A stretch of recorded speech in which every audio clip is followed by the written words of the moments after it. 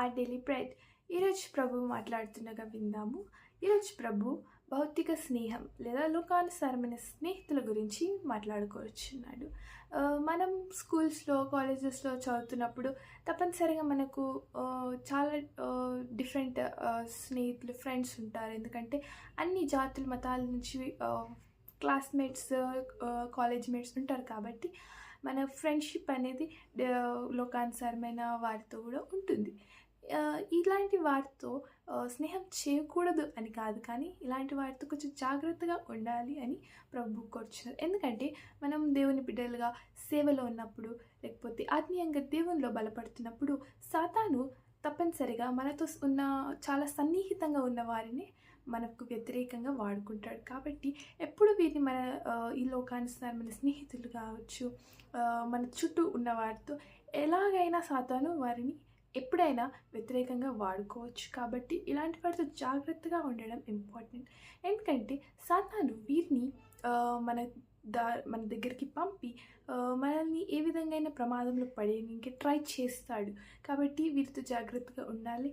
ఇంకోటి, కొన్నిసార్లు ప్రభు మనల్ని ఇటువంటి వారితో దూరం ఉండాలని కూడా చెప్తారు. ఎందుకంటే కొన్నాళ్ళ నుండి మనం వీరితో స్నేహంగా ఉన్నప్పటికీ సడన్గా ప్రభు వీరితో దూరంగా ఉండమని చెప్తాడు. అప్పుడు అలా వాళ్ళని దూరంగా ఉంచడం చాలా కష్టమవుతుంది. ఎందుకంటే ఆ స్నేహం, ఆ బంధం చాలా ఏళ్ళ నుండి ఉంటుంది. కాబట్టి ఇప్పుడు వదిలేయాలంటే మీకు కూడా ఇష్టం ఉండదు.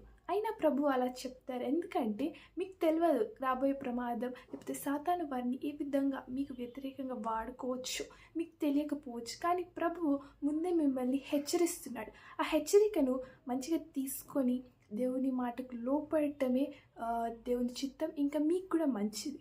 కాబట్టి దేవుని మాటకు లోపడడం అనేది మనం నేర్చుకోవాలి. పరిస్థితులను ఏ విధంగా పరిశీలించి దేవునికి చిత్తానుసారంగా నడుచుకుంటేనే దేవునికి ఇష్టం. మనం అలా నడుచుకోవడం దేవునికి ఇష్టం. కాబట్టి కష్టమైన ఇష్టమైన మనం దేవుని చిత్తంలో ఉండాలి. కాబట్టి ఇలాంటి లోక బంధాలు, లోకానుసరమైన స్నేహితులు మంచివారు ఉండొచ్చు, కానీ మరొకసారి వారితో జాగ్రత్తగా ఉండడం కూడా ప్రభు చిత్తం. ఎందుకంటే ఆ విధంగా మనం ఉంటే సాతాను ఏ విధంగా కూడా మన మీద ఎటువంటి దాడి చేయడానికి కూడా అవకాశం మనకి దొరకదు. కాబట్టి ప్రభువు మిమ్మల్ని జ్ఞానంతో తన చిత్తంలో నడిపించుటకు సహాయం చేయను గాక.